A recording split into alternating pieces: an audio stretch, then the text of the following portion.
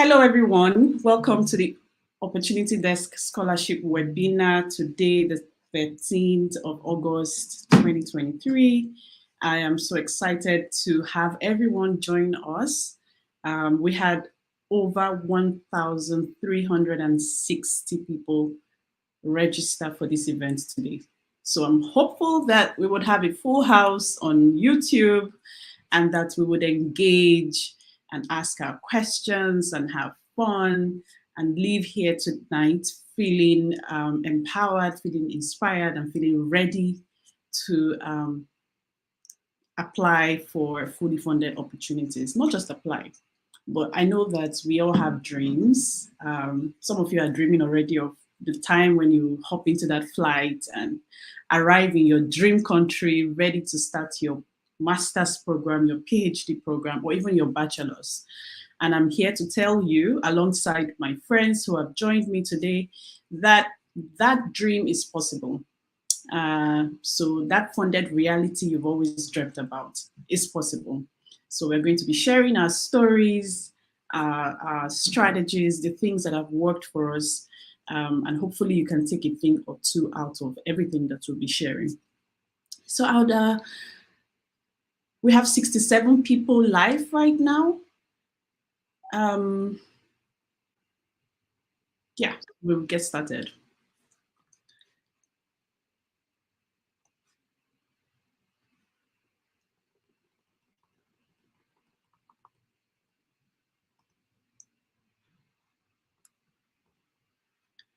Welcome, welcome, welcome. So we carefully crafted the title for today's session, Application to Acceptance, because we understand that a lot of people have tried. We understand that a lot of people have made efforts, they have attempted to apply. In fact, I'm going to be sharing my story. I'm a very good example of someone who has tried several times in the past. And I always get to that point where, it almost happened, but then it didn't happen. I didn't give up. And I'm here to tell you not to give up as well. So this topic is carefully crafted because we know that it's something that you can relate to. And we hope that after this session, and if you are able to take advantage of the other opportunities that we have today to present to you, then you can eventually tell your own story of success, tell your own story of going from application to acceptance. We want to hear that 3 universities in the UK, 5 universities in the US, universities in Canada, Netherlands, have given you an offer for admission with fully funded scholarships. Yes, it is possible. And that's why we're here today. So some of you have asked, what if I could get this? What if they don't pick me? What if they pick me, but I don't have enough money to pay my flight? What if my essay is not good enough?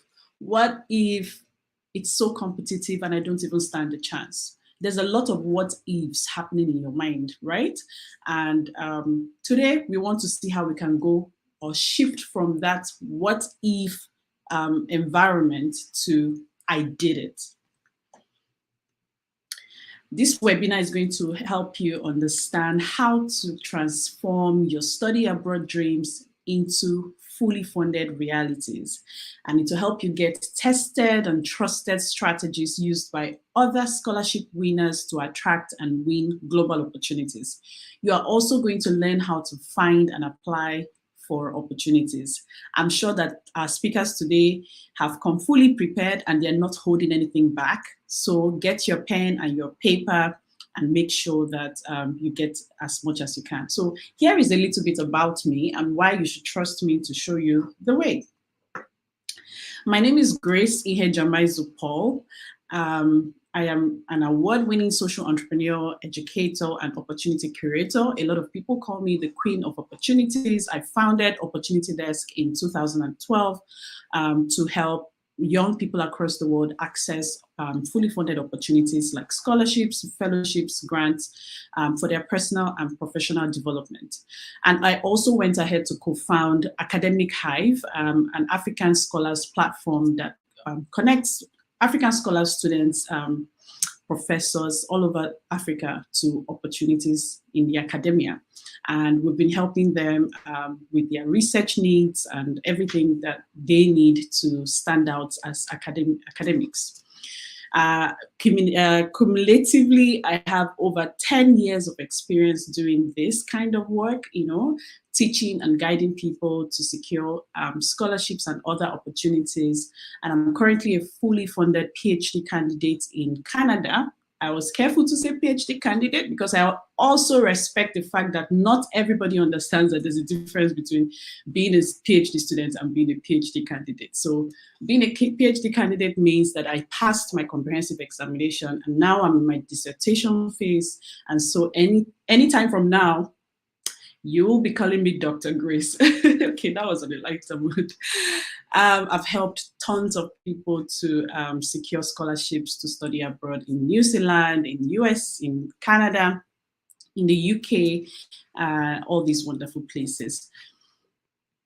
So this is a picture of me that I wanted to share with you when I arrived in Canada in 2021 for my PhD. So as you can see, this is a beautiful fall picture.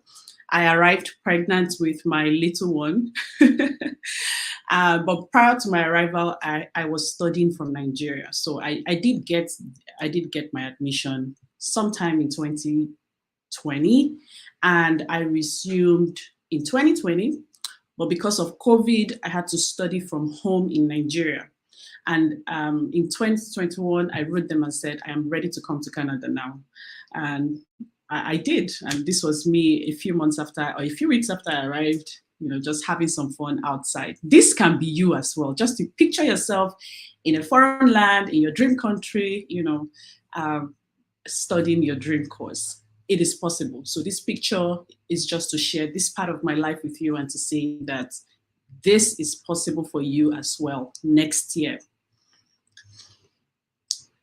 So something else that I wanted to tell everybody on this live program is that many people miss out on reaching the pinnacle of their careers simply because they lack the opportunity to elevate their education. So if you got my email yesterday, you would have seen this quote right in that email. I was invited, to speak on a panel yesterday in commemoration of International Youth Day. And while I was talking to the young people about their careers and the skills that they need to build, it dawned on me that although academic excellence is overrated, right? I strongly believe that. But I still think that a lot of people are not able to reach the height of their career goals because they don't have the opportunity to elevate their education. Now imagine that you are competing for some position or something alongside other people who probably have only bachelor's degree. If you had a master's degree in a course that is in demand and probably from a country or a university that is well respected, just imagine how that will set you apart from the other competition. I have so many instances of people who have, gotten jobs with top companies in their home countries, abroad, simply because they had, better qualifications. So yes, studying abroad is a big advantage. You may not see it now, or you may not understand it now until 5-10 years from now when you start to, compete for positions or you start to gain visibility for your work and opportunities start to come to you. So do not play with the idea of exploring fully funded opportunities outside of your home country to study. In the US alone, I saw the statistic a few days ago, in the US alone, around $46 billion is spent yearly on scholarships. And all these scholarships are given to students for various reasons. A lot of scholarships exist out there. Some of them, they're not advertised. Some of them come, hidden in other opportunities or packages, and you can only access them when you get in, right? So we're going to teach you maybe not on this webinar, but part of the things you're going to be learning in another opportunity I'm going to present to you all, is how to find and identify those hidden opportunities. Maybe some of our speakers can touch on that so that you can pick something out of that today, because the money is there, the funding is available, but are they finding the right set of applicants to utilize those funding opportunities? So I'm daring you to step forward and put your best foot forward, apply, give it a shot, and hopefully you'll be selected. So this is my brief story just before I go on to call the first speaker. I got to top 5. This is my story of from trial to success. So back in 2013, I was nominated by the, I was nominated by someone in the US Embassy to apply for the Oprah Winfrey Scholarship. And of course, because this nomination came from top level, I thought that, oh, I've gotten this scholarship already. In fact, everybody in my family knew that I was packing my bag and going to the US for my master's. And I applied and I got this email saying that, oh, you're top 5 for the Oprah Winfrey Scholarship for African women. And I was so excited. And then a few days or a few weeks later, I got another email saying, oh, we are so sorry, but only one person is going to move forward with this scholarship. Now you can imagine how disappointed I was.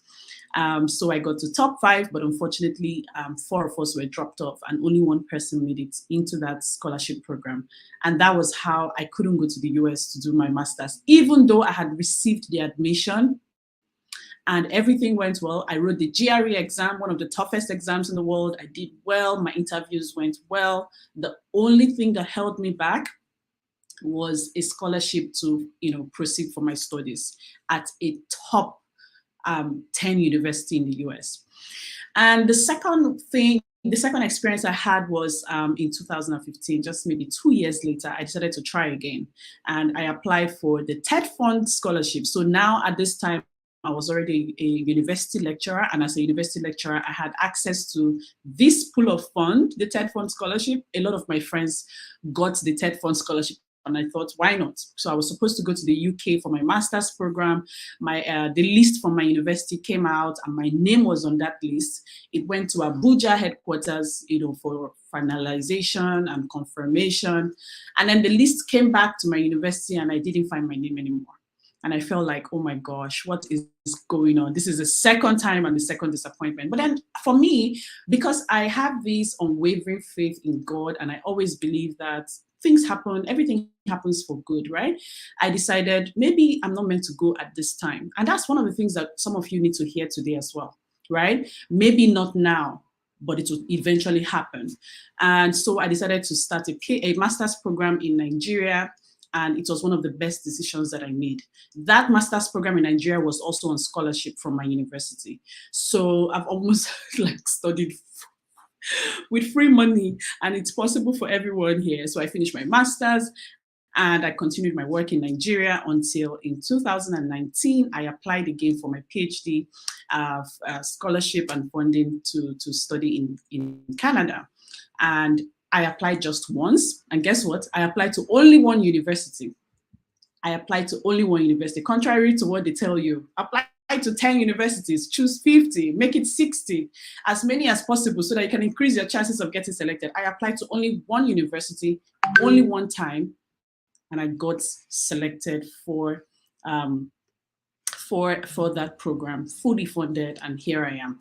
So I've gone on to help lots of my friends. Some of them are here. Chika Rita is here. Juliet is joining us here today. I worked personally with these people to secure their own scholarships to study abroad. They're going to be sharing their stories with you. Guys, it's mind-blowing. And then we also have the OD scholarship. Our OD Global Student Ambassador, Tolu Lopez, who is doing amazing work in the UK, helping other students as well. And very recently, I connected with Osita Iheme, who has won several scholarships, including the Chevening Scholarship. So you don't want to miss this. Sit tight and hear their stories. Securing a fully funded scholarship doesn't happen by chance. I want you to always understand and remember that it never happens by chance. I know some of you say some people are just lucky, right? I call it, yeah, it's possible that there's a bit of luck, right, in everything, but it just doesn't happen by chance. Those people you think are lucky, they worked for it.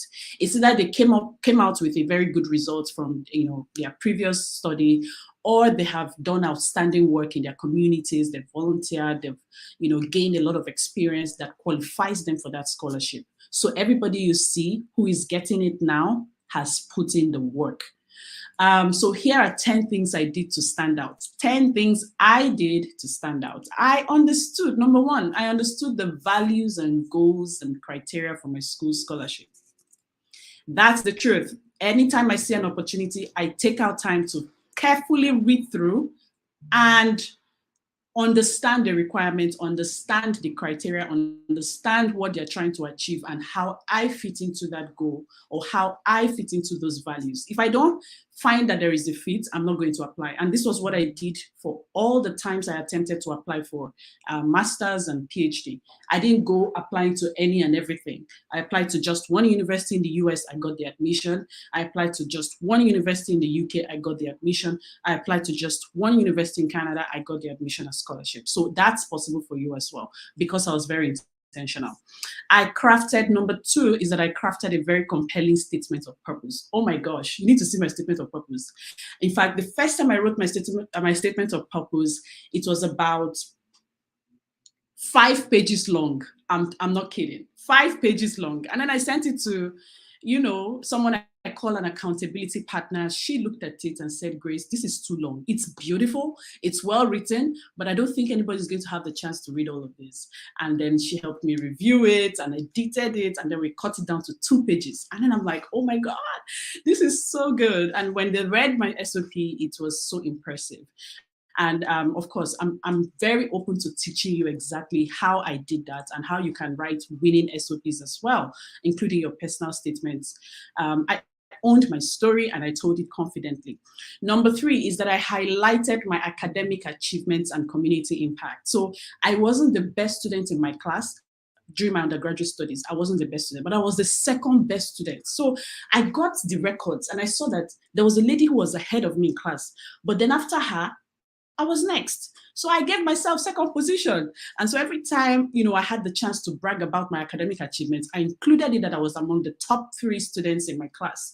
And that really, really stood me out. Of course, I did a lot of community projects. And so my impact was well represented in my applications. So the other thing is, number 4 is I did not leave any section blank. And even if a section was called optional, I always attempted to answer those questions. And I did not rush through my applications. So never, ever rush through your applications, no matter what. I took my time to provide thorough responses to every question that was asked. And number 5, I was authentic in my writing. So I did not try to be somebody else.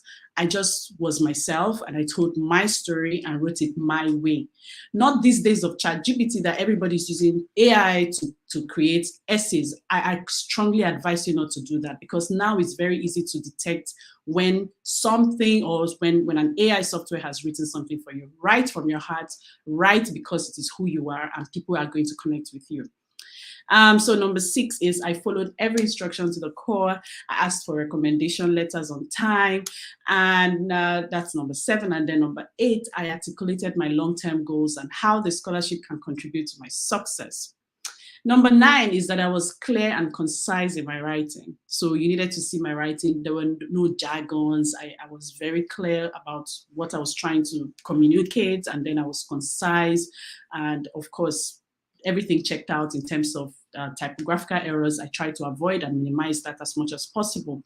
And finally, which is for me very important, is that I committed everything to God and trusted him to help me win the funding if it was his will. And that's exactly what happened.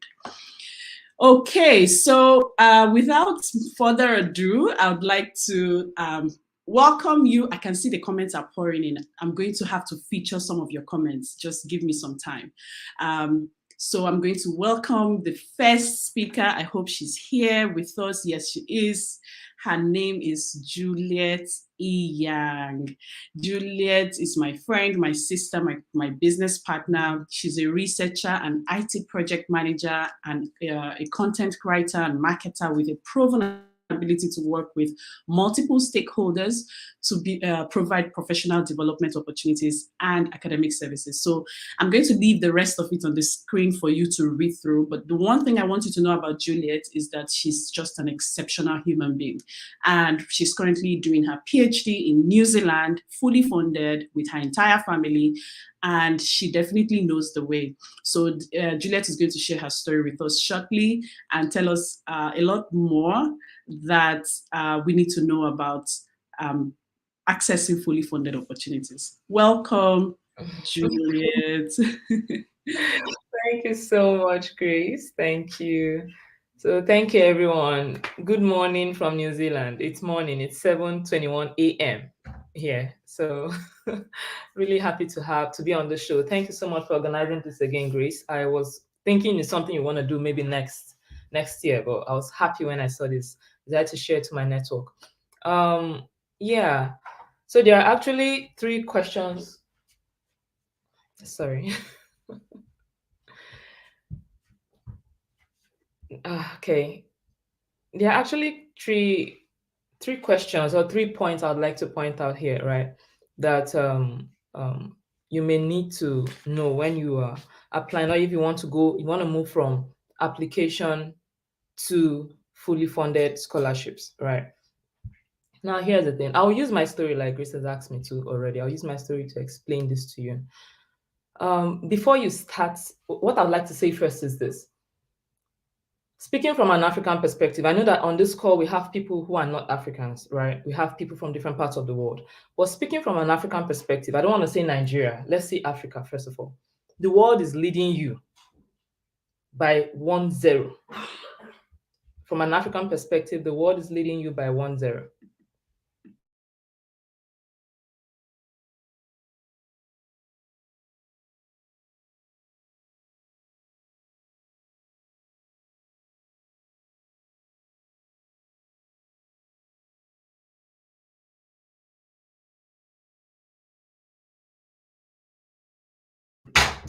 Hello, can you hear me?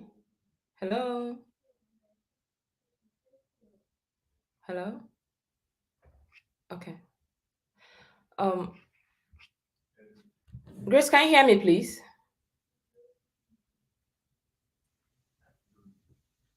Hi, Juliet. Yes, we can hear you very well. Oh, great. I think I was stuck at the point.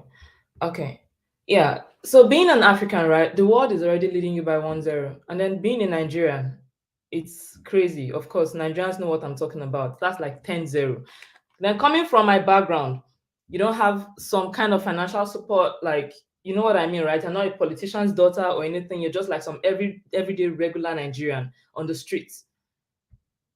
It's something accessing fully funded opportunities may look like a dream, something that may not be real, right? But I want to encourage you to keep that dream alive. Keep it alive, because if it can happen to me, it can happen to you. I'm here in New Zealand today because not like there weren't challenges, there were challenges. I'm going to talk about that. But there were steps that I took to overcome those challenges and back the fully funded scholarship I have here. So I've tried to keep it simple, because I'm sure Grace in the future time would explain more in details. Now, here is the thing.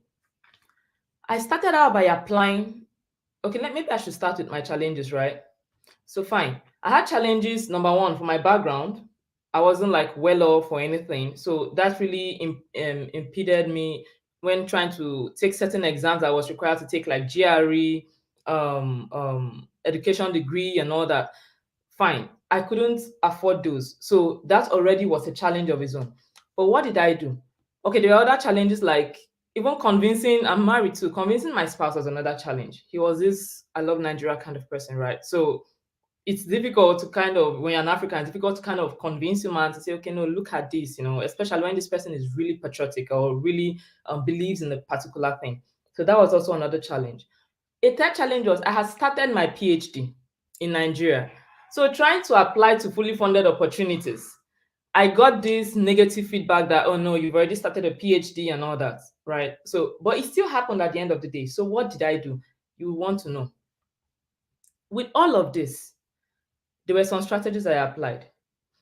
First, I had a positive mindset of you just have to keep moving. So I didn't kill the dream. I kept the dream alive. I kept looking out for opportunities. I kept looking out for what would fit my content, what aligned with my career, what aligned with my future goals. I kept doing that, studying those opportunities, looking out for how I fit them and how to position myself to apply to those things.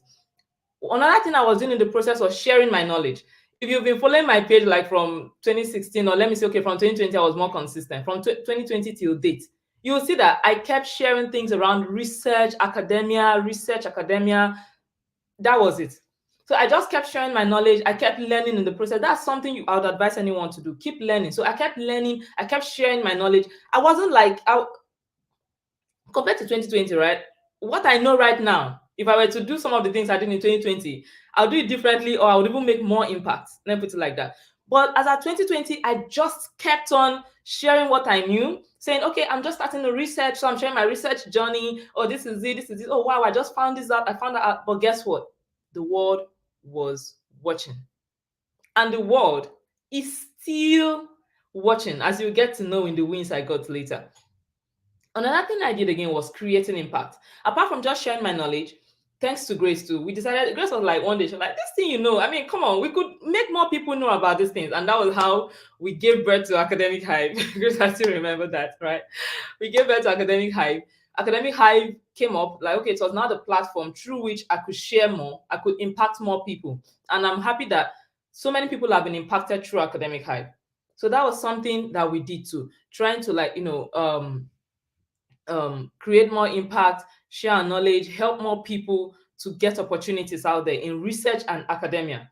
But if you notice something, I positioned myself.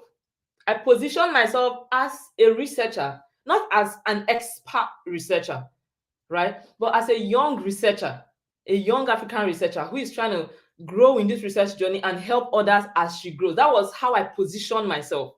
Before I knew it, because I was always sharing, being consistent online, networking with people, reposting other experts' viewpoints, contributing, people started to know me as that young researcher that is doing something in Africa. And that made the difference. Before you knew it, I started getting when I started applying to opportunities, I mean, I still had my no, I'm not going to lie to you. I still had like, no, sorry, we got better applications and all that. Yeah, that was fine. But I started off by applying to short courses. I went to short courses in Paris. I went to short courses in Germany, short courses in Switzerland, just, short opportunities. Those are like ways of saying, okay, now that you've positioned yourself, right, let's give it a try and see what happens. And then it was working. The next thing I did was, okay, I went all out and started applying for fully funded opportunities. Yes, I had my challenges, like I said. Some of them were like, especially if you're a business student, you may likely encounter the challenge of GRE. I encountered that challenge, but till date, I have not written a GRE. But currently, I am one of the students who was awarded the most prestigious scholarship in the University of Auckland. The scholarship covers my entire school fees. It covers my entire school fees. It covers my insurance for the whole 3 years. It covers accommodation. I still get paid. So if I am doing any other research apart from my research, I still get paid for that extra research in addition to it. So it's everything you can think of. It's everything you can think, and it's such a supportive environment. It's everything you can literally think of, actually. Yeah. So what I may advise again, like I said, is position yourself. Use LinkedIn. Use LinkedIn. I'm not freaked on followership. If you check my Facebook, I don't even think I have up to 400 followers on Facebook, right? Use LinkedIn. Use Facebook, whatever platform you're good at using, use it. Just position yourself. Know that you have to position yourself. After positioning yourself, I'm telling you what I did. After positioning yourself, you know what you want to do for your career, position yourself in such a way that someone can easily see the background you're coming from, the current things you're doing, and what you want to do as your future goal. So position yourself in that light, and then take it to LinkedIn, take it to your social media profile, and then start teaching, create impact, build networks, help people. The last time I wrote something, I said, build networks before you even need them. Build network before you need them, because even though I had gotten the scholarship and all that, I still faced another challenge. I'm not going to talk about it on this call because it's not related to this call. But because I had built some real good network already, helping people, some of the people I had helped that are currently in the UK, that are currently in Canada, those people came to my aid. So build networks before you need them. That's what I will advise you. Write to professors. When you're writing to professors, you might write to professors with maybe, so I see where people say, I've written to 50 professors and no response, or nobody wants to answer me. That's because you're not doing the right thing. Have you positioned yourself? Do you have a visible profile out there that shows what you're doing, that somebody can actually verify you? Because hey, social media is a new CV. They look you up online. They check you. Seriously, they check you up online. I was surprised when my supervisor reached out to me to say, your best color is purple, right? Here's a file. I'm like, wow, how did she know my best color was purple? I'd never told her that. She saw that from my profile. These people check you out. So what are you doing on your profile? Are you doing cruise and all that? I think you should have a rethink. So create a profile that reflects, like I said, create a profile that reflects your background, your degree, your career goals. Build a good LinkedIn network. Thankfully, if Opportunity Desk and Academic Hive revamps a CV for you, you can use that to build your LinkedIn. That's what I tell people. Help people look for a way to create impact. So where are the several wins that happens after this? After, as I did all of this, did I have like wins or anything? Yes, I did. I'll just mention a few. You can go to my LinkedIn profile and see most of them there, or the key ones there. But I want to highlight a few. When I re-strategized and did these things consistently for at least a year, I had 3 professors who wrote to me privately asking me to apply to their schools. I shared those. Grace, remember I shared some of them with you. They wrote to me asking me to apply to their schools. These were people who already had said, no, sorry, you started a PhD, sorry, we can't take you, and all of that. But because they kept watching, the world is watching, they wrote back asking if I can apply, that they were going to put out another call. Another thing again that I did, like I said, that this prestigious scholarship I got, it wasn't advertised. It was not advertised on the school's website. It wasn't. But the professor who accepted me for this was one of the professors I had written to in 2020. She did not respond until 2022. Are you seeing that? She didn't respond until 2022. So it meant that she just kept watching and watching. And then she reached out to me and say, okay, I think you qualify for this, because there's a scholarship like this and this and this. I think you qualify for it. You should put in the application. And then she shared the application. So these things, it wasn't online. This just came because I was being visible. I was creating impact. I was helping people out there, other young people like myself. I didn't have to be an expert to do this. So you can do it too. What is it that you know? Keep putting it out there professionally. Keep putting. I'm not saying you shouldn't joke on. I joke too on Facebook. I do, but I don't joke on LinkedIn anyway. But I joke on Facebook a lot. But when you're joking, if you look at some of my jokes, in the midst of the joke, I'm teaching something in the midst of it. So that's something you would want to do. And currently, the last win, which I'm actually waiting to put out, Grace knows I am holding back from sharing that win, is is related to being a research consultant for the Social Science Research Council. You can go on Google and click on SSRC. Like, then be oh my god, don't worry, just watch out for it. I don't want to say anything now. Just watch out for it, okay? So there are just a lot, there are so many things that come with having fully funded scholarship. A lot of them. There are other wins I've gotten, more features I've gotten, more committees have been added on just being a first year PhD student. I'm not even a PhD candidate, like Grace explained to you the difference. I'm not a PhD candidate yet. I'm still a student, right? But I've been placed on some committees right here in the University of Auckland. It's amazing. So that's what I'll just stop there for now. Let me stop there for now because of time. Okay. So Grace, I'll hand over to Thank you. you so much, Juliet. Thank you so much. This was profound. Thank you for sharing and not holding back. I'm sure everyone here has gotten something. I tried to highlight some of the key things that you said, and I'm seeing so much more coming up.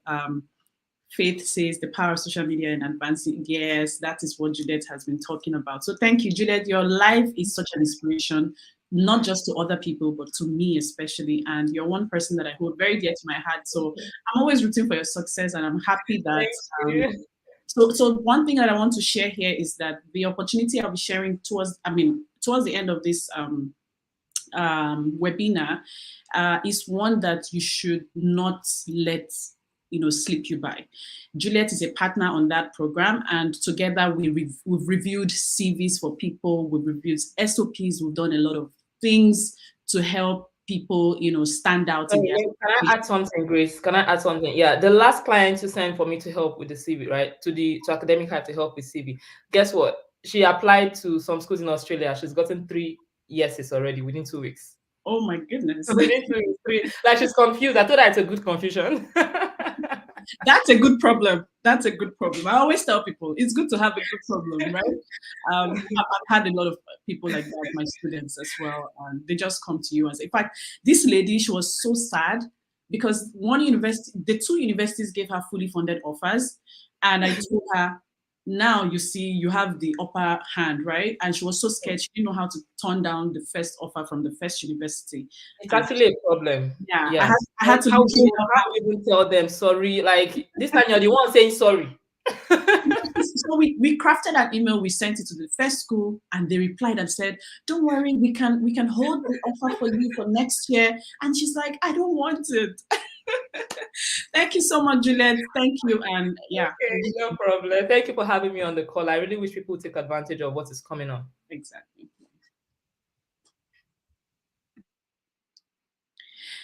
Okay, so that was Juliet. And I'm sure that session was a great one. Thank you everyone for your comments. So shortly now we would have the OD Global Student Ambassador. Everyone, Tolulope Falupe.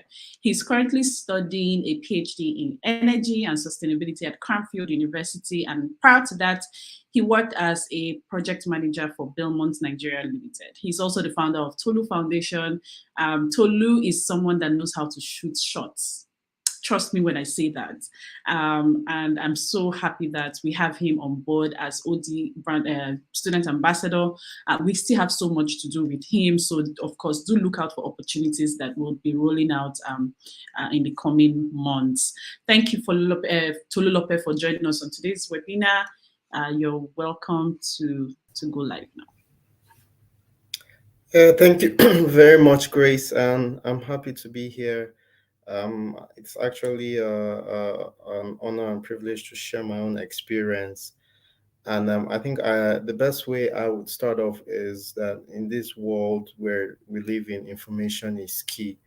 And that's why you should always leverage on networks like OD to get more information. My own networks or my own notifications for OD are always on, and both email. I also follow them on Twitter, and because there are so many opportunities and you may miss one in terms of your research, it's always good to have a platform that collates all this information that you can go to again and again and apply. So please, if you're not following Opportunity Desk, if you don't have that website bookmarked, you should do that. From my own personal experience, I um, I have a similar experience to Grace. I had several rejections when I was applying for my PhD. I did apply to the US, to Canada. I got the admission, but I didn't get a fully funded scholarship. So um, I now became a lecturer, and then I now applied for the Petroleum Technology Development Fund, Petroleum Technology Development Fund scholarship. And I applied 5 times and I was rejected. And it was on the fifth time that I got in, and which connects to Grace's story of perseverance. Don't give up, keep trying, especially if it's something that you really want to do. I have a passion for energy, and I just kept trying. And each rejection, I would go back, look at the application, what can I do better, and some of those things I'll be sharing them with you. So for me, just like what Grace started off with, she gave a list of things that she thought were important. I would add a bit of things to that. Start early. Start your application early. Many of these universities are very strict with the deadline. I used to think that sometimes you could do a very great application, and because it's so great, um, even though it may come a day late, they may give you a leeway. a lot of these institutions have this very hard stop when it comes to the application. They will not consider your application if you submit it late. So please bear that in mind. And then the second thing will be do your research. Again, the competition is high. I've gotten some not scholarships, but some fellowships and grants. And when I go to these fellowships where I meet other applicants, you would see the brilliance of some people. Some people I met that I thought my application or my experience was very rich, but you meet people that have done amazing work. So you have to bring your A game. You have to make sure that you do your research and that you cover all your bases. Don't take anything for granted. As you are applying, there are hundreds, if not thousands, of other people applying. So if you're going to apply, make sure you devote enough time and you do your research. What are they asking? Are you answering the questions? Are you covering all the bases? Are you sticking to the word limit and everything? Make sure everything is accurate and that you're applying and you're doing your research. It's not advisable now to spread your net so wide. Many people just apply to different universities, even though that university doesn't have their particular research focus. Don't do that. You'll be spreading yourself thin. Many of these universities, sometimes they require you to pay an application fee. So I would look at a general pool of universities and whittle down to some of the best that fit your own research focus, your research, what you want to do in terms of your master's or your PhD or even your bachelor's, and then apply. And then one thing I would also advise is you can't compare yourself to another person. What worked for Grace may not work for you. I've seen a lot of people who have applied to just one university and get it at the first try. Um, that works for some people, but then I've also seen wisdom where you pick certain amount of universities that you are sure, and then you apply to them, and then you may get, like in some of the cases that have been mentioned, you may get two, three, four offers, and then you would have to pick. Again, because of the current situation we're in with the whole world, more people are getting masters. In fact, right now, this has been the highest number of PhDs at any moment in history because more people are getting PhDs. So more people are applying. So you want to give yourself the best opportunity to get this fully funded scholarship. So my own advice is if you want to take the route where you focus on one, do that. But it's also good practice to look at the pool, whittle down to the best and the most relevant to your research focus, and then apply as well. Um, and then, of course, many of them, both of the two speakers that have spoken before me, they did the work, right? There is beyond your scholarship, your academic acumen, you have to build a profile outside that. I call that a student profile. What are you doing beyond your grades? What leadership positions do you hold? What impact are you making in your community? Because there are going to be 10, 20, 30 people with 4.0 GPAs or 5.0 GPAs, just like you, people who have all A's. So then what makes you stand out are some of the things or some of the impact you're able to do in your community. Try and start early. And I'm not a party to so many people make this up. I've interacted with so many people who kind of forged, that aspect of their application. Please do not do that. Um, One, because it's not good. Two, we have situations where people have gotten caught, and three, it's just not ethical.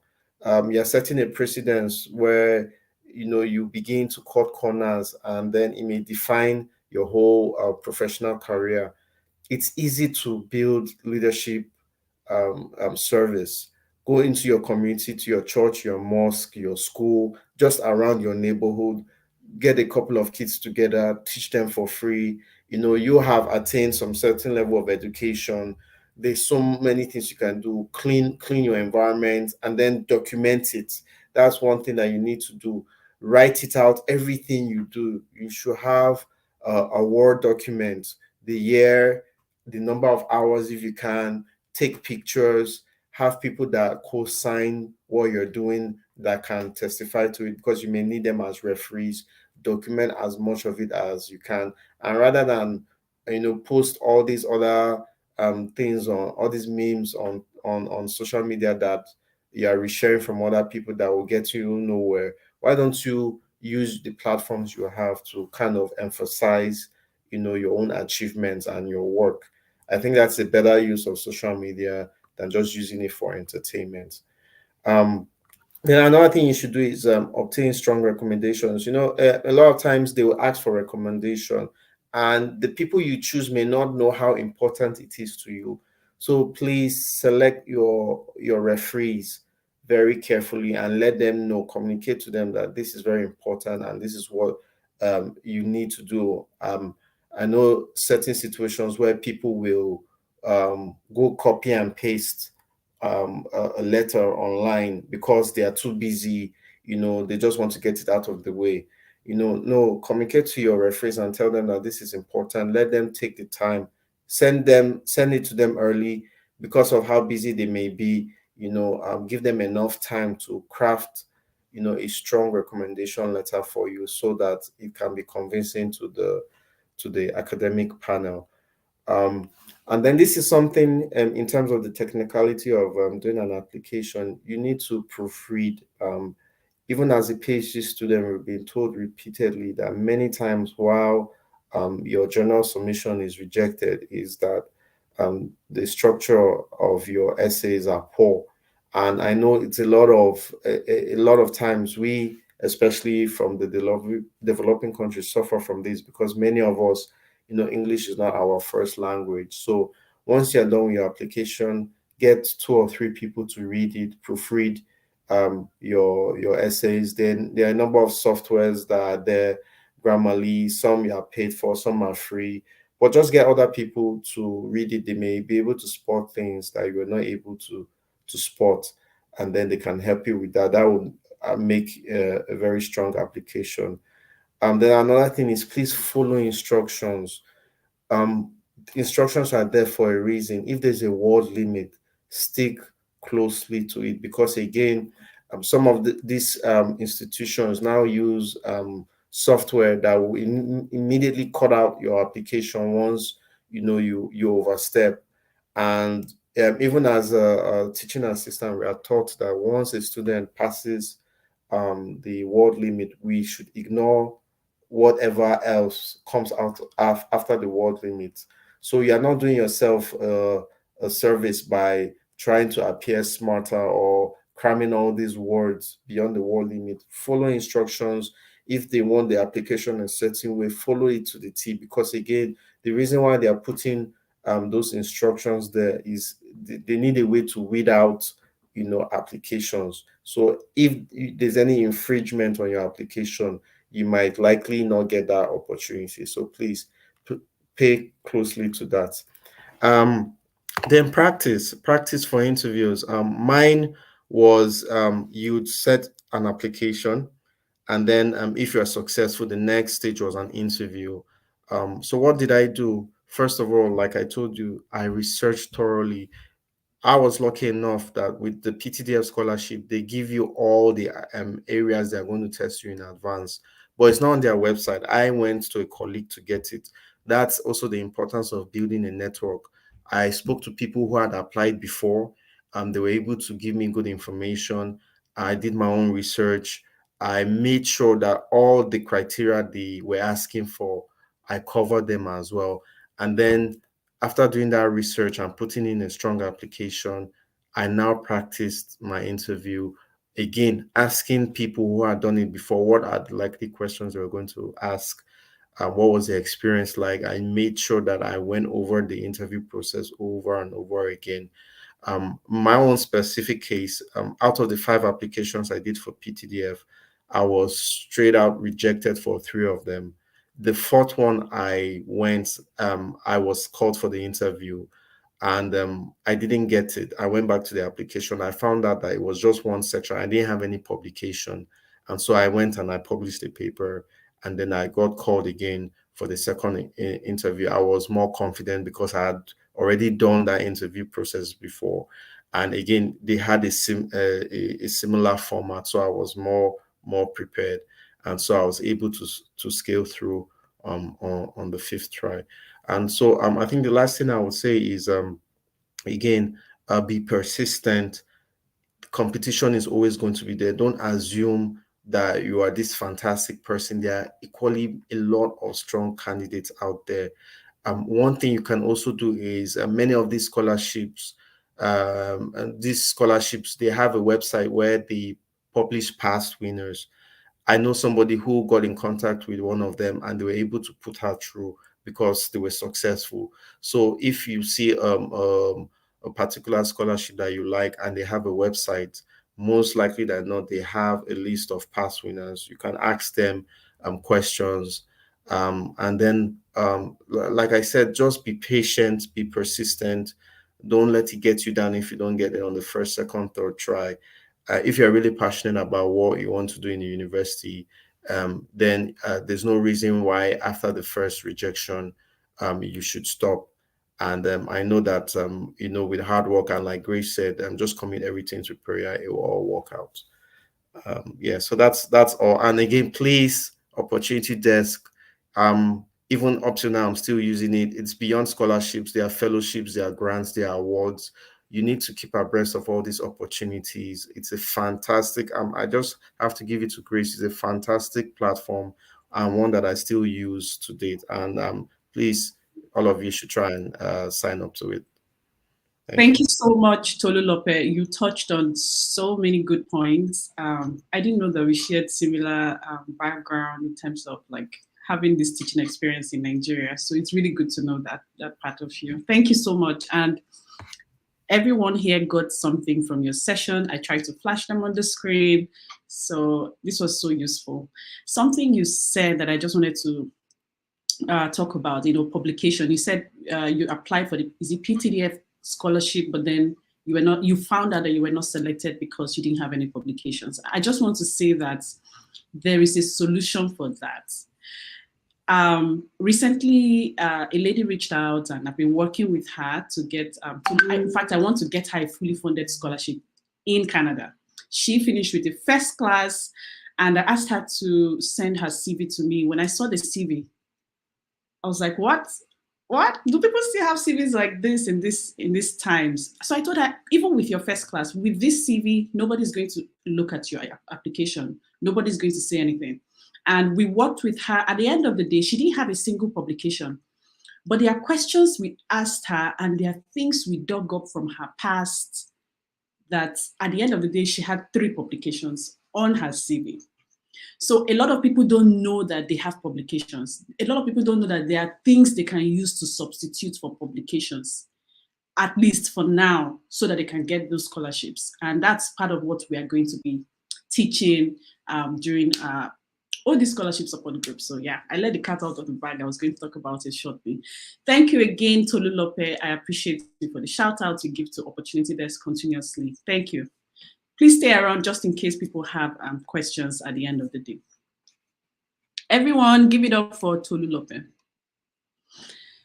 Okay, so we are making progress. Let's go back to the slides. So I want you to imagine, studying your dream course in your dream country. And I also want you to imagine doing so without spending a dime of your money. Yes, it is possible. Imagine also winning free money that you don't have to pay back. In the US, I hear a lot about how students have to get loans just to pursue their study abroad dreams, just to study even in the country. And so by the time they graduate and get a job, 5 years down the line, they're still owing thousands of dollars to the government that they have to pay back, right? But imagine that you're winning money that you don't have to pay back. So it gives you peace of mind and no worries. Yes, that life is possible. Also imagine getting global recognition without paying any media platform. It is possible. I also want you to now imagine a coaching program that can help you make those dreams possible. A coaching program that is everything you need. In fact, there's a video I have from one of our past students from batch 1. I couldn't play the video on this platform. It just didn't work. But there she was saying, this program is an answer to my prayer. It's everything I needed. Her name is Clara Amodu. I think Clara is right here on this call. And she said, this program is one of the best things that happened to me. It gave me all the clarity I needed, and it's pushing me forward in the right direction. So I just want to talk to you very briefly about it before we call our next speaker. The OD Scholarship Support Group is a group we launched a few months ago that is to serve as an accountability group for those who need it. I know people who lost opportunities for scholarships or to even pursue any opportunities because they didn't have somebody to support them. So if you're looking for someone who will hold you by the hands, remind you of things you're supposed to do, support you, ginger you, the OD Scholarship Support Group is the platform for you. In that group, you're going to be connected to someone who you'll be accountable for and who will be accountable to you as well, or for you. And that group will help to keep you motivated and on track. The OD Support Group is also that platform that gives you access to a list of available scholarships, not just during the program, but after the program. So imagine that you're in this group, you're in this platform, and you're the first to know about scholarships, big scholarships that are open all year round, government scholarships, international scholarships for students. You're the first to know, and you have a document that lists all those scholarships for you so you can easily access them. That is what the group does for you. So during the OD Scholarship Support Group program, we have an opportunity for everyone to have a one-on-one clarity call with the lead coach, which is myself. Getting a call with me is not cheap. Those who have gotten on such clarity calls know that they pay a lot of money. So imagine that you're getting it free of charge just by signing up for the OD Scholarship Support Group. So I will get to help you clarify your needs. Some of you think that this is what you want to study, but based on your background, your interest, your passion, and what you're good at, there's something else that is calling your name. So I'll help you figure those things out, help you choose the right country, help you choose the right course, and even the right university. So that clarity call is worth thousands of dollars, but you're getting it as part of the OD Scholarship Support Group. Then application templates are a big thing. Imagine that I gave you a copy of my statement of purpose, for example, or a copy of my CV, or a copy of several other winning templates for personal statements, resumes for different professions, and all of that. You have access to those templates to help you create a winning application material. And of course, the beautiful part is that during the Scholarship Support Group, we are going to help review every single document you're going to submit to your school. So from your CV, in fact, one of the best things people talked about, everybody in the group was like, oh my God, my CV looks so good. This doesn't even feel like I'm the one.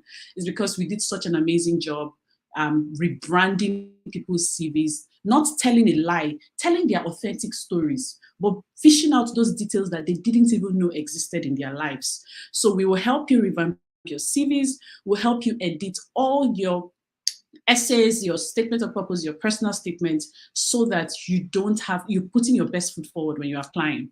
So if you're looking for that platform that does everything for you, we're not going to write anything for you. You write it, but when you write it, we will improve on what you have written. That's how we operate. And finally, of course, weekly webinars where we are teaching you everything you need to know from scratch on how to find and apply successfully for scholarships. That is what the OD Scholarship Support Group is about. I just wanted to leave it there with you and to say that there are also other bonuses, right? We're going to have this session where we are treating commonly asked questions in scholarship essays, and then a session on how you can navigate proof of funds. I still remember when one of my friends reached out to me. She was ready to travel and she needed about 15 million naira proof of funds. And I told her, don't you dare go to borrow money from those people that say will give you an account with money and then they collect interest from you. Don't do that. I'm going to show you how to create your own proof of funds based on the resources and the people you already have, not even based on how much is in your account. By the time we looked at her account, she didn't even have up to 500,000 naira there. But at the end of the day, 14,000 naira appeared. 14 million naira appeared. Ask me where. So this is what we will do in this session to show you exactly how to navigate proof of funds, because even if you get a scholarship, you will still need to prove that you have sufficient funds to take care of yourself, depending on the country you're going to and the kind of scholarship you received. And finally, we'll give you this session on how to easily get your visa approved. Trust me, you're not going to get all of these at any cheaper rate anywhere else. So this is what the OD Scholarship Support Group is doing. I just wanted to let you know that. And then just very briefly before I call the next speaker, there's a lady who joined the last batch, the first batch of the OD Scholarship Support Group. Her name is Blessing. Blessing secured a PhD supervisor in the US within 1 week of the program. Based on the information we gave, she quickly messaged, sent an email, a cold email to the school, to the professor, and they replied and said, we want to work with you. And now she has put in her applications. We have reviewed her essays and everything is on point. This is what Blessing said. She said, Grace guided me in the correct direction by assisting me in achieving my study abroad dream of earning a PhD in leadership. Grace also reviewed my fellowship application essay. She says, do not compromise this for anything else. There is no better moment than the present to begin applying for a career. Now is the best time to begin. The best location to begin the application process is with the OD Scholarship Support Group. So if you want to take your study abroad dream to the next level, this is your best resource. Okay, so without further ado, Chika Rita, everybody please help me welcome Mrs. Chika Rita Ikoji. Chika, first of all, was a Commonwealth Distance Learning Scholarship winner. Some people have asked me in the past, how can I get a remote scholarship? Like, I want to study remotely, but I want to study on scholarship and I want to study in a foreign university. And I tell them it is possible. Chika is a classic example of that. She was already doing her PhD in a university, her master's in a university in Nigeria. And then we encouraged her to apply for the Commonwealth Distance Learning Scholarship, and she did. And guess what? She got it. And she started doing her master's in Nigeria. Some of her friends laughed at her. In fact, she's going to tell her story herself, because they're like, why are you in Nigeria studying in the UK? Like, you're not there. So what difference does it make? And then COVID came, and she couldn't travel. And guess what? The other masters in Nigeria took longer than necessary. Of course, we all know that sometimes you start a program in Nigeria and it just takes months. And then eventually she finished her masters in the UK, and she used that masters in the UK to apply for a PhD in Canada, both funded. So right now she's in Canada as a PhD student, studying social work. Everybody please help me welcome Rita Ikoji. Welcome, Rita. Hi, everyone. Thank you for having me, Grace. I'm so excited. Like, you don't know how thrilled I am to be able to share my experience with people. You know, we all have similar stories, like sharing with Juliet and you, Grace. Not coming from a background where we have people like connections per se, but one thing I want to start with is this. You have to be focused, be a good and responsible person. You see, like when Tolu was sharing that you need to reach out to professors to write your references. I could recall once I was in an office with a senior professor, and somebody walked in and said, oh, Prof, I need a reference from you. And she turned and looked at the guy, like assessed him from top to bottom, and was like, what do you want me to write about you? You're noisy, you're not coordinated, in fact, you're disrespectful. So what am I going to write? I can't give you a reference and tomorrow I'll be called to answer questions about your behavior. So that's one thing I want to start with. Be a good and responsible person. You may not know who will be that person that will write that reference letter for you. If you don't have a good record and you want somebody to say something good about you, assess it, it doesn't tally. So as often as you can, just try to see how you can, improve on yourself. Your relationship with people, relationship with your friends, your teachers, they go a long way. You just don't know who will speak good for you tomorrow. So yes, here I am. I'm a PhD student because I'm yet to write my candidacy exam, and it's been wonderful here in Canada. The first thing I'll say is I'm a product of grace because all my schooling has been fully funded scholarship. Like I didn't pay 1 naira to do my master's in the UK, and now I'm here in Canada doing my PhD fully funded. I get my monthly stipend that takes care of my accommodations and other things. So first, I could recall when I had not met Grace. And in fact, meeting Grace is like it's like I don't know the word to use to explain it. It's like I met a savior. Like I met someone who can hold my hands, and push me to keep going forward. Right. So before I met her, I had applied. I've had my own, rejections. And then I rushed the first application. So one thing you have to do is this: do not rush your application. Do your research, like Tolu said, get all the necessary information. So the first application I did, I rushed it.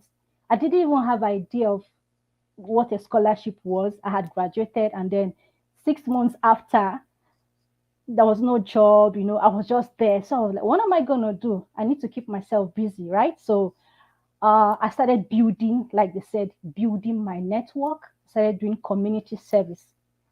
And then I started volunteering. That was what paved the way for me. And like Tolu said, I didn't have a publication. And my first scholarship application needed a publication.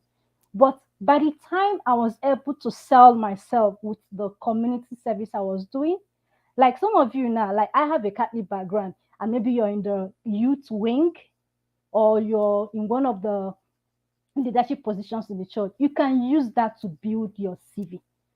I was in the youth, I was a leader, I was my group leader, I was in the lay readers, I was the vice president. So I started building my CV with those opportunities. There were maybe I arrange a youth program. I will come to talk to the youth on a particular topic. And then I started volunteering in an old people's home. I never had intention to be a gerontologist. Like right now, my area of specialization is gerontology, that's working with older adults. I never imagined it. So I started volunteering in that old people's home, going there to, offer counseling, share with them, play with them, have recreational activities. So I didn't know the Reverend Sister there was just observing me. Remember, I said before, you have to be a good and responsible person. So when she mentioned to me, she said, oh, she did her master's in the UK. And, I need to start looking towards that. I told her, I said, sister, coming from this poor background, I don't have anybody who will help you. She said, no, you don't need somebody to help you. You just have to apply. I was like, really? She said, yes. With what you're doing here, you stand the chance. I said, okay, fine. So when the first scholarship opportunity came out, she informed me. So because I said earlier, I rushed it. I didn't have any idea, nobody to read my SOP, nobody to tell me you have to, write your word count to get to the limit. Some will say 1,000 word and I'll write like 400 and I'll submit. So that was a mess. I was not nominated. But then I didn't give up. That's another point. You have to remain focused. Know what you want and go for it. Block your ears that look at symbols to stop it from people who will be talking to you. Oh, you can't do this. I did that just like Grace did. When I started applying again, one of my friends said, you and this your scholarship thing, you don't start again. I was like, don't worry, this time I'm sure it will work out. So the second application, which was the Commonwealth, I had started my master's in UNN.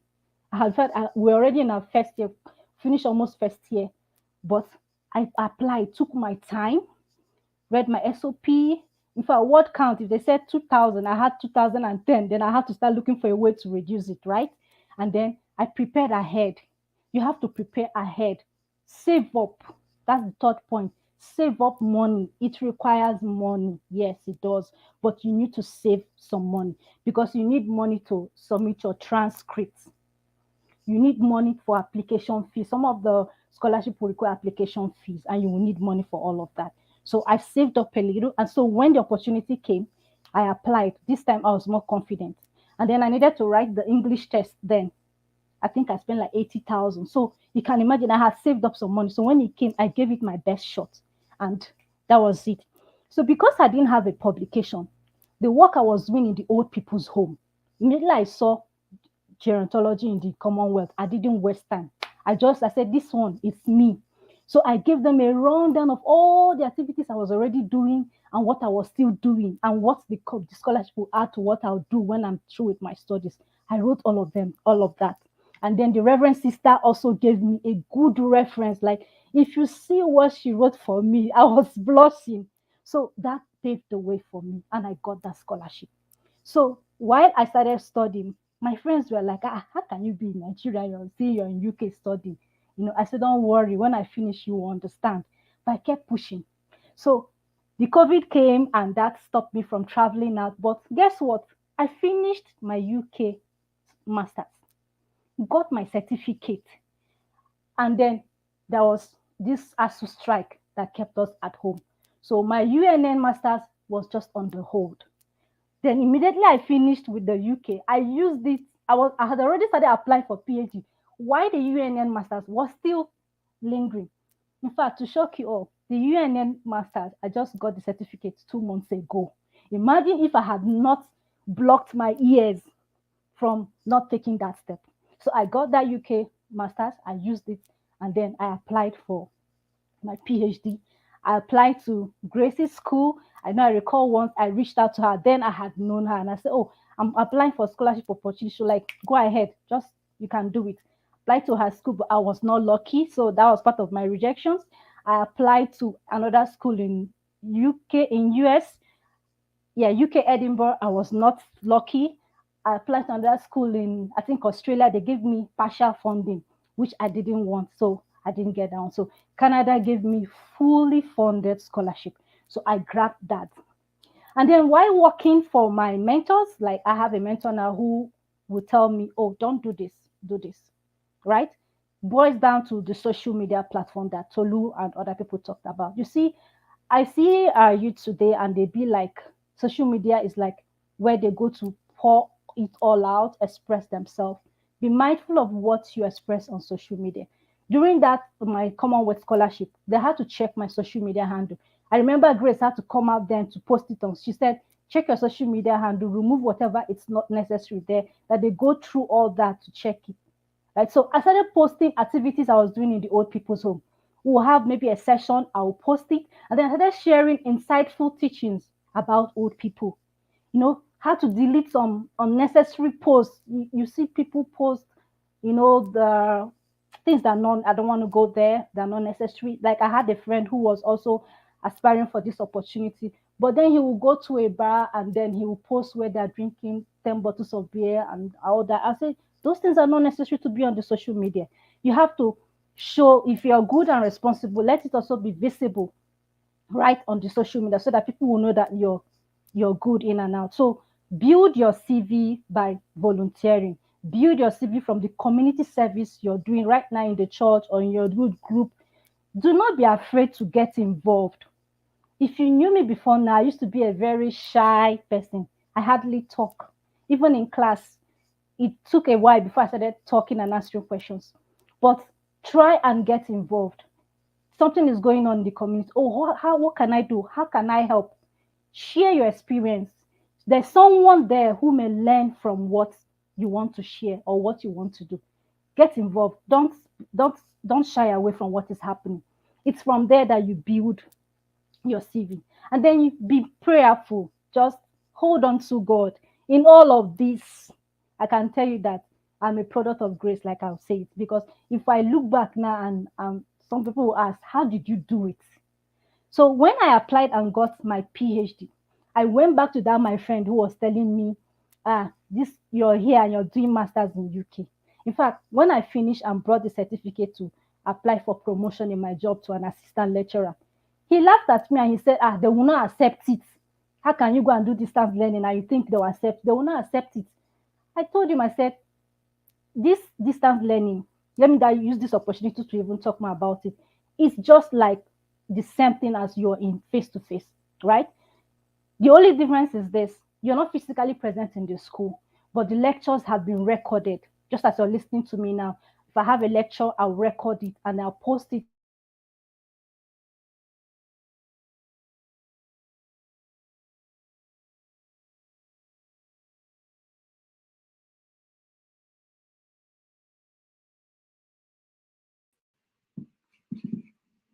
that when I think something is wrong with the connection. If you can hear me, please tell me in the comment section that you can hear me, just to be sure that the issue is not from my end.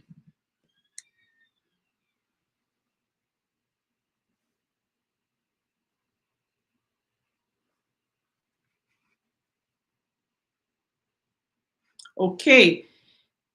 Thank you so much, Chika. The network has kicked you right out there. We apologize for that.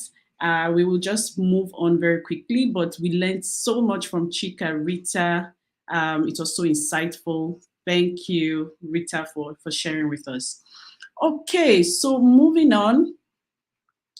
I would like to now invite Osita James Uche. I met Osita during one of my webinar sessions, speaking engagements, a few weeks ago with the British Council. So I had the chance to talk with some alumni of the Chevening Scholarship Program. And I didn't know that Osita was in that group. After my engagement, we connected on LinkedIn, and I was so interested in what he was doing. Fantastic work with his network, Flourish Opportunities Network. And today Osita is here with us. I went through his profile. He's a multiple scholarship winner. So he's definitely someone you want to hear from. Everybody, if you have questions, hold your questions.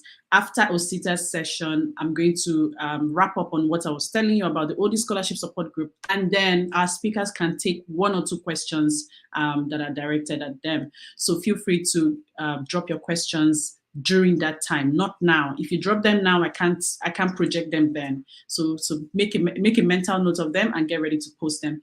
Thank you very much for joining us, Osita James Uche. I'm excited to learn from you. How did you do it? How did you become a Chevening scholar? What is your story? And why are you a recipient of so many scholarships? I'm so jealous because I need some as well. So yeah, the floor is yours. Hi, everyone. Thank you so much. It's really an honor to be here on this platform. So the first thing I'm going to say is that I did not graduate with a first class, unlike so many of the different speakers that have come here to speak. I graduated with a 2-1 from UNN. I studied law and I graduated in 2018. But what I did was that while I was an undergraduate, I participated in a lot of leadership activities. I was part of the Student Bar Association, and I was also a co-founder of a student newspaper on campus, as well as the president of a literary club. So these were like some of the engagements that I was doing. I I was part of the Nigeria Higher Education Foundation Scholars Program in 2017. I was selected because of my work with the Okike Prize for Literature, a literary prize that I created to support undergraduates. So my story is that I started trying to apply for postgraduate scholarships in 2019, shortly after my NYSC in 2018, after I was called to bar and finished my NYSC. I wanted to go to do my master's in law at the time. So I started applying. I applied for MasterCard. I applied to Commonwealth Masters, Commonwealth Shared, and a couple of other scholarships. And many of them did not work out. Many of them did not work out. To be honest, after applying and receiving so many rejections, I just started to take a break and sort of focus my energy on something else. While I was doing my NYSC, before I left service in 2019, I had worked together with some people to build a library project to support secondary school students, because I realized from teaching some young children that were living very close to where I was staying at the time, that when I got them textbooks, their English and mathematics skills improved. And then it was more like I started trying to figure out whether I could replicate the same thing at scale. So I started asking questions, and I realized the majority of the secondary schools in that state, Jigawa, did not have like access to libraries. So they usually have books, like small number of books, and they're kept in the principal's office. So many of the girls that are very shy would not go to the principal to collect the books. It's mostly the boys that go to collect the books. So the girls did not have access to those books, and as a result, were performing poorly. I made inquiries across several different locations in the state, and the situation was the same. So I started trying to build a library project to like create access to books in all of those schools, as many as I could reach. So by the time I left service, we had created libraries in 8 secondary schools who were actually published on their papers and on their Jigawa State television at the time. I still have the link on my Instagram. So after I did that, then I came back, tried to apply for scholarships. It did not work out. And I started building out a writing company called Flourish Consult, which is now today Flourish Opportunities Network.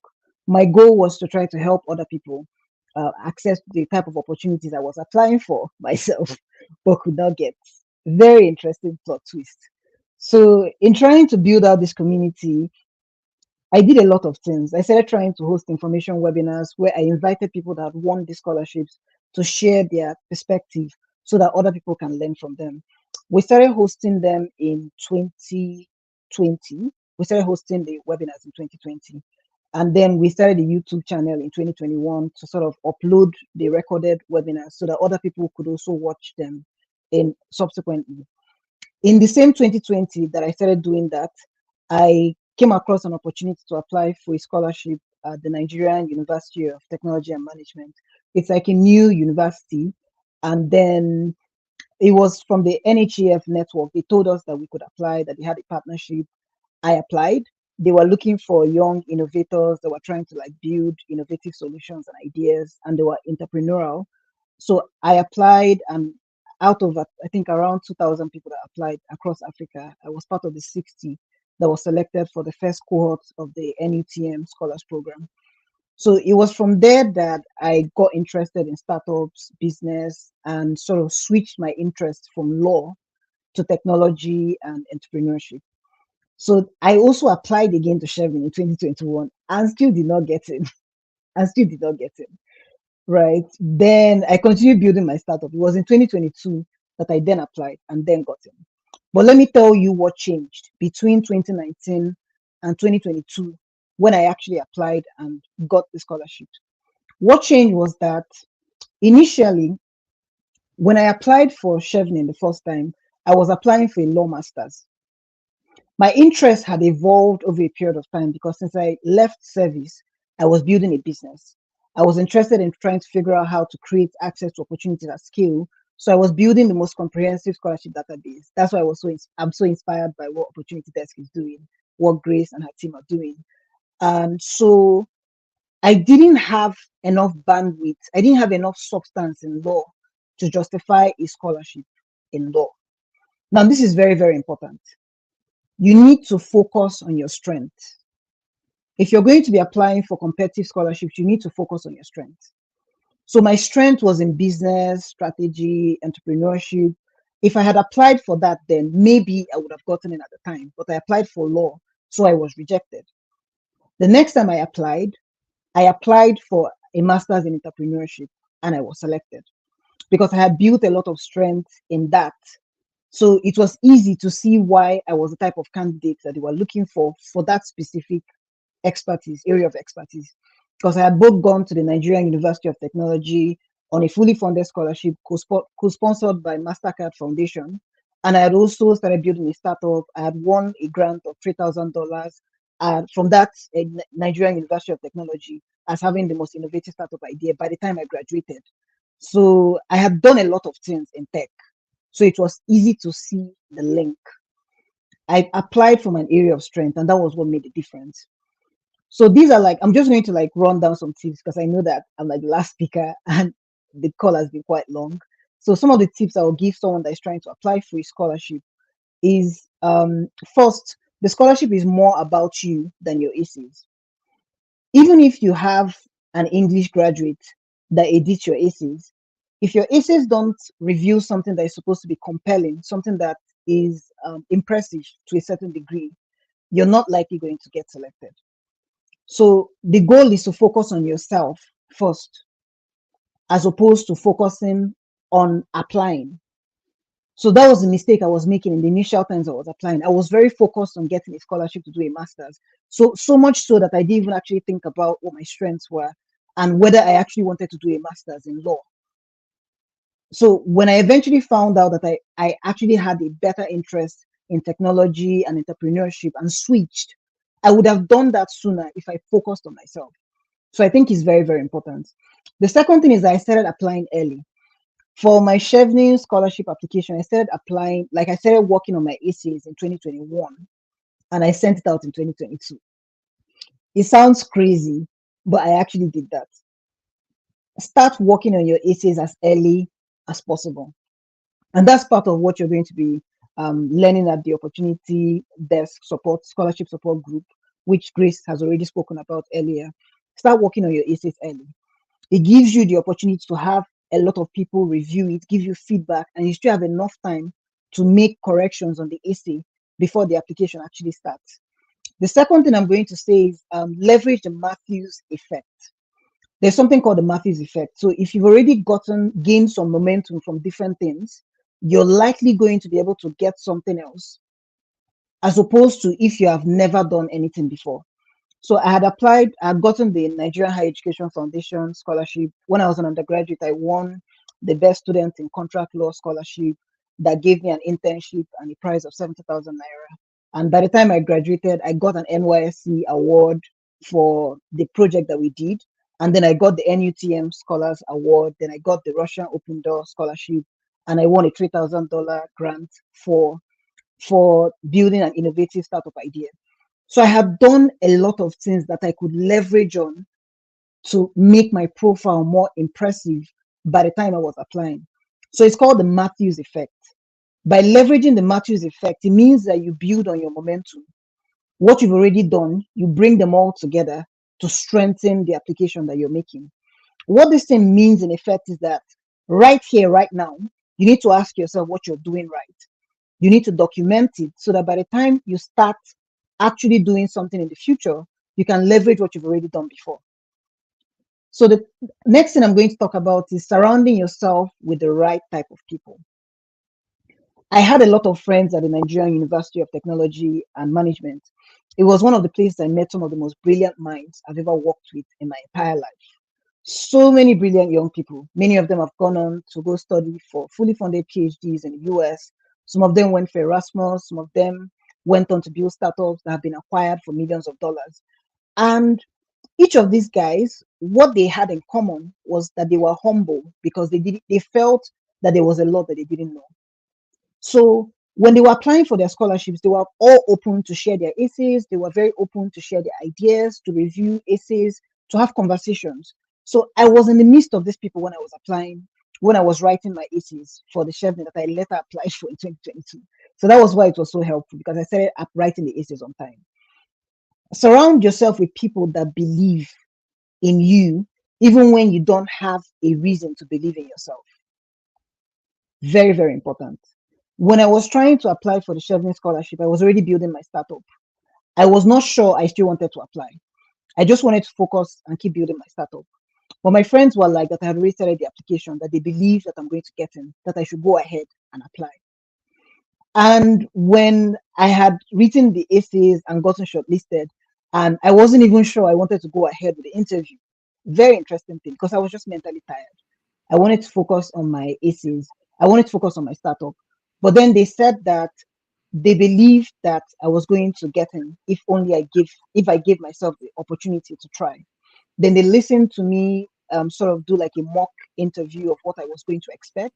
And they advised me that I should be natural, that I should not try to like revise a script, that I should just be myself, because I had done so many things in entrepreneurship and trying to like support people, that they felt that it was going to be a very great interview. And I did that and it worked. So the last thing I'm going to talk about is to document all your wins. I did this for the Russian Open Door Scholarship. I had like a Google Drive where I upload all the certificates that I've ever gotten, whether it's the McKinsey Forward Fellows, the NUTM Scholars Program, all the certificates I've ever gotten from different scholarship programs, as well as different courses I've taken that are relevant. I document all of them into a folder that I call OSITA's achievement document, right? So whenever I have an application to make, I can go to that folder and check which of the documents are relevant to the application I want to make. It makes it very easy to write applications that way. Last thing, leverage on the essays you've written before to work on a subsequent application. You might write this application for a scholarship and not get it, but the lesson you've learned from that can help a subsequent application. I applied for the Schwarzman scholarship in 2019 and in 2020. I did not get in. But the lesson that I learned from that, I used it to apply for the Nigerian University of Technology Scholars Program, and I got in. What they taught me was to document your achievements. That's what they taught me from those applications. Don't just say that you won a scholarship or that you were part of this program. State the criteria for the selection of that program. Were you selected based on leadership? Were you selected based on your academics? Were you selected based on like maybe impact? So sort of itemize the different things that you've done and create criteria for each of them so that it is easy for someone that is reading your application to understand why the award that you're talking about is relevant. So that's sort of how to think about it. Again, that's why it's good to apply, even if you're not sure if you'll get in. Because if you apply, you will take the lesson from the application, even if you don't get selected. Nobody likes rejection emails, but trust me, it's very helpful. If you get a rejection email for an application that you've made, the tendency is that the same mistake you made in that application, you will not make it again in a future application. So these and a lot more, I'm sure you're going to learn from the Opportunity Desk and Scholarship Support Group. Thank you all so much for the opportunity to speak on this platform. Thank you, Grace. Thank you so much, Osita. I just want to say that, in fact, in the comment section, I'm seeing people say, this last speaker is so good. He's so good. And I want to say that Osita is one of the facilitators, in fact, one of the coaches for this Batch 2 OD Scholarship Support Group. So if you could get this much from him in this short time, imagine what you'll get in 30 days learning from Osita and how he did it. So yeah, another reason for you to sign up, right? Thank you so much, Osita. I mean, so proud of your journey and how far you've come. I learned quite a lot, and everything you said I resonate with. Documenting your wins, leveraging past essays and all of that. So thank you so much for sharing. Thank you. Yeah, so we are going to take 1 or 2 questions per speaker. If you have a question, this is the time for you to ask them while I make my final presentation. So there's a reason why people don't take action. They've heard about all these scholarship support group, but they're not going to do anything about it because they feel, I've gotten everything I need from this live webinar. But the truth is, there's always more. There's always more to learn. There's always more to take out. So people are not taking action because they don't believe they can win fully funded opportunities. So they're hearing all these stories and successes from other people and they're saying, they're just lucky. I don't think I'm going to be that lucky. If that is you, please change. You can be the recipient of the next fully funded opportunity if you believe so. And if you have the right people to guide you on that path. So it's not too good to be true. It is possible. Other people would see the price for all these scholarship support group and they're like, it's too expensive. But it is not too expensive. It's an investment in your own growth. It's an investment in your own development. You do it and you'll be thankful that you did so many years from now. Other people will say they're not ready to leave their comfort zone. They're comfortable where they are. And that's okay, but that's also not okay. Take action now so that you can get exactly what you want out of life. Don't allow anything to hold you back. Yeah, I wanted to project this video, but that's not going to be possible. I just want to show you what everybody who is coming on the OD Scholarship Support Group will be getting. So you'll be getting access to the group, application tips, list of scholarships, application templates, weekly live training sessions, and a group where you can ask your questions every single day and receive answers. Document and essay reviews and vetting and editing, and of course the one-on-one clarity session, plus ongoing support even after the program has ended.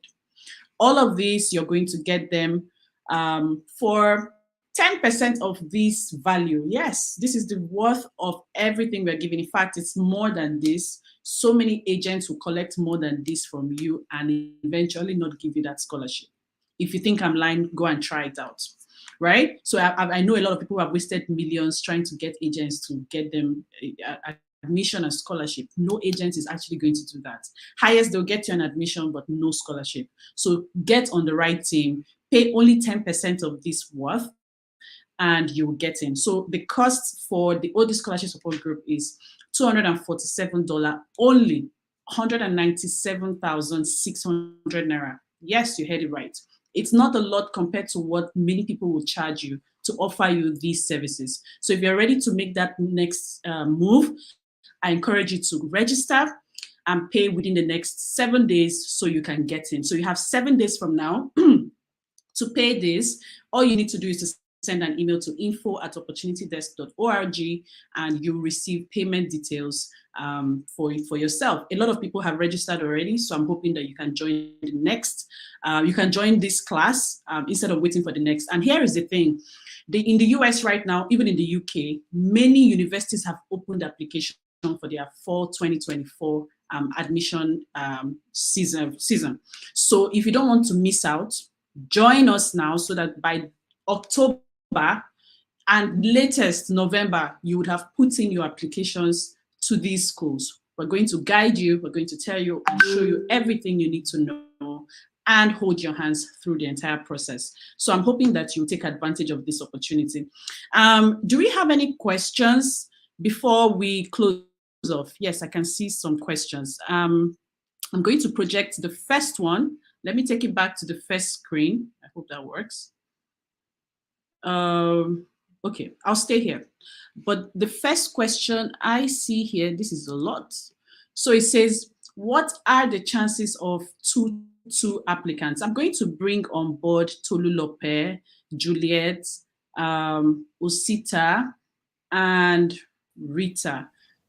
So if you want to attempt answering this question, our speakers, please unmute your mic and answer. So we have this question. What are the chances of two applicants? Please answer the question in 30 seconds so we can take as many as we can before we log off.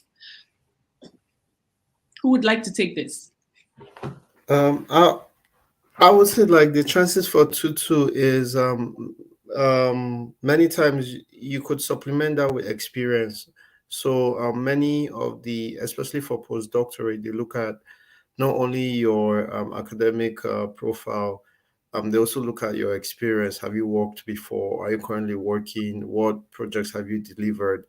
So if you're, I strongly recommend if you're applying with a 2-2, apart from the leadership and volunteering that you can show, if you could get any real world experience in the field you apply for, try and do that. Awesome, thank you. So we move on to the next one. Okay.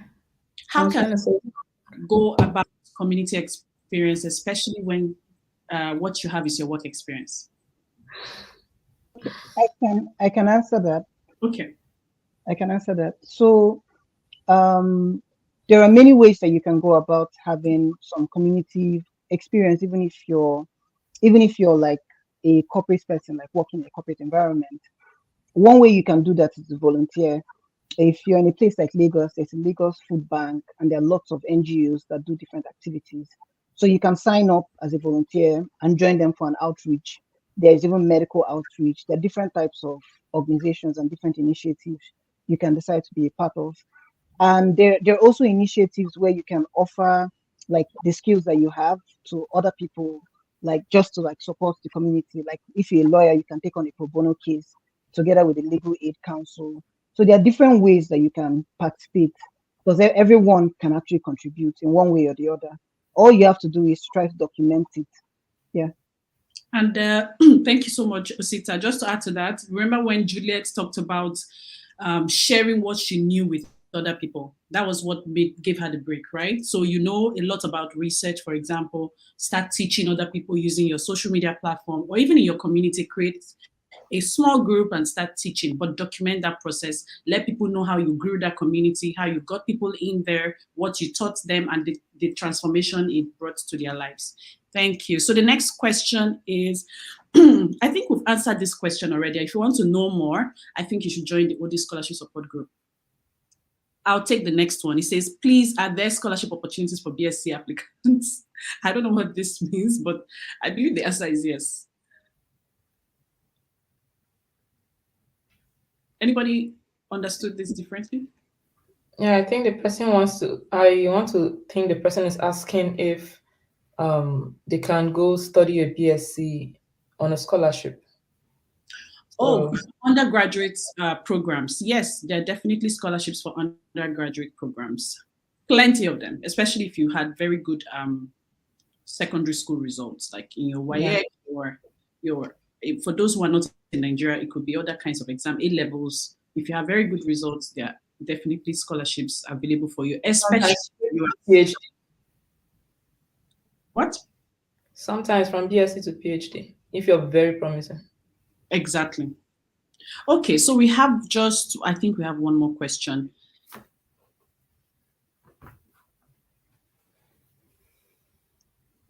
Okay, this one is directed at us.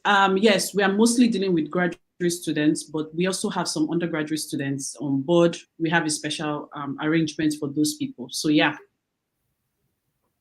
And somebody's asking, how can we join the OD Scholarship Support Group? The link is bit.ly/OD Scholarship Group. The link is going to be on the comment section and it will be flashed on the screen shortly.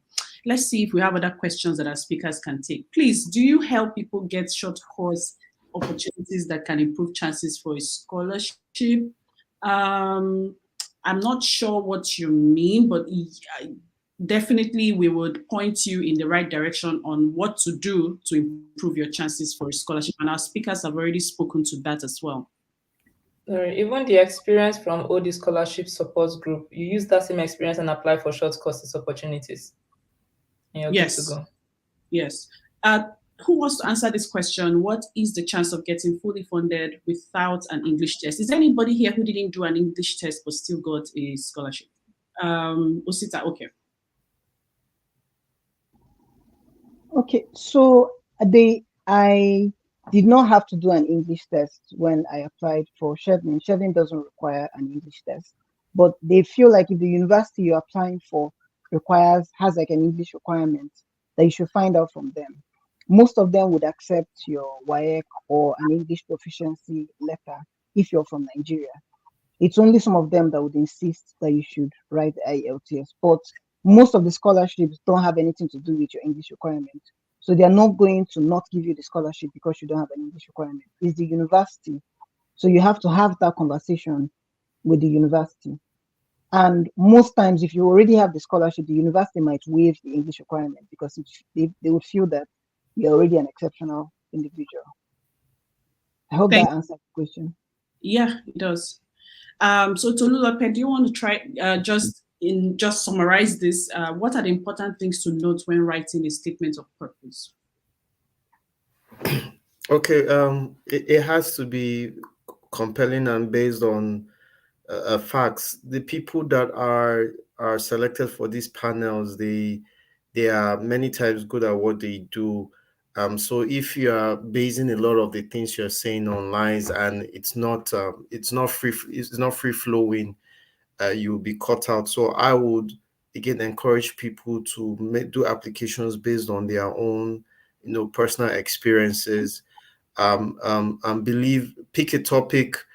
If many times they give you a specific topic to write on, or sometimes they just give you a general, topic, but try as much as possible to focus on your strengths, and then again, many iterations over it, proofread, make sure that it's all solid, and then there are many examples of statements out there, so you can get like an example and then tailor it to your own specific experience.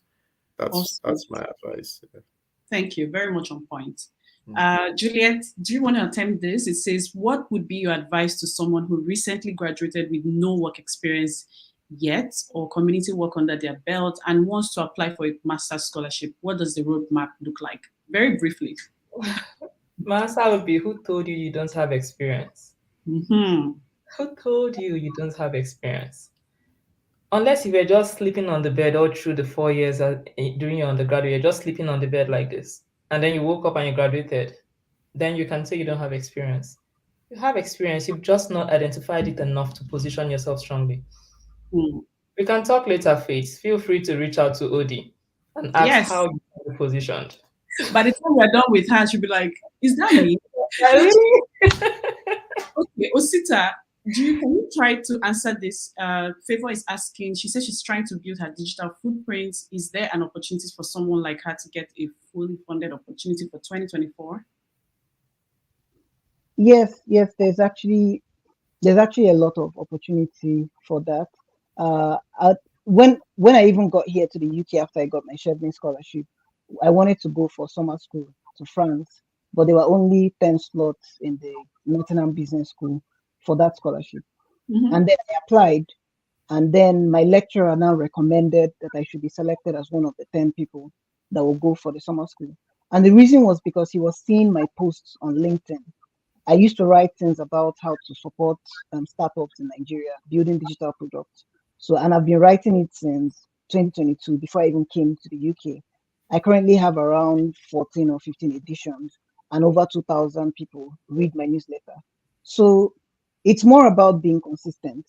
You can build a digital footprint by choosing a niche area that you're interested in, that you can share your thoughts on. It could be video format, it could be written format, it could be any format, really. But what's important is staying consistent so that other people can also see what you're doing and be able to identify with the fact that you're interested in this and that you're likely one of the type of people that they want to associate with something like that. So once you've built up that sort of reputation, you can then leverage it to apply for the scholarship. You can learn more from the OD scholarship support group, of course. Awesome, thank you. And we have this question: is it possible for someone who has accounting background and would like to study nursing to apply? I know one of the speakers addressed this topic. I think, Osita, that was you. You talked about, just in 20 seconds or 15 seconds, just reiterate what you said with regards to that. Okay, so I studied law. I have like a law background. I studied law in the university for my undergrad, but I'm currently doing a master's in innovation management and entrepreneurship. So I switched from law to entrepreneurship. So it's actually possible for someone that has an accounting background to study something entirely different. But usually, if you want to, like, say, switch from something that is completely not linked in any way at all, you would likely want to show some level of link. Like, I had to do like a postgraduate diploma in technology and entrepreneurship at the Nigerian University of Technology before I then switched to a master's in innovation management. So that was like the bridge between my law degree and then the master's that I'm now currently doing. So if you wanted to study something like nursing from accounting, maybe if you did like a community health, volunteering or community health certification, something like that, just something to show that you have interest in that besides your core background in the course that you studied. Awesome. Thank you so much, Tolu Lopez. Thank you. And thank you, Osita. Thank you so much, Juliet. I am so excited that all of you agreed to do this with Opportunity Desk. And this has been a very insightful session indeed. We have to go now. A lot of people are feeling sleepy and they need to go to bed.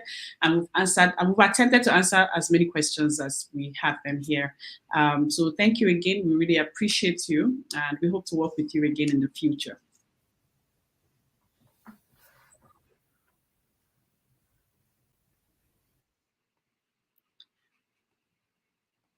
Okay, so everyone, thank you so much for joining us. Finally, just to leave these words with you, scholarships aren't just about funds. They're not just about money. They're really about unlocking doors you didn't even know existed. So when you get a scholarship, you're opening up a world of opportunity for yourself to connect with people that you would normally not connect with and to gain access to resources, knowledge, and platforms that you didn't even know existed. So this is your chance to become one of those people who becomes a success, who says, I did it. I got a scholarship. And now I'm studying my dream course in my dream country. Please do go on to register for the OD Scholarship Support Group. The link is on the screen. Thank you again, and have a great rest of the night.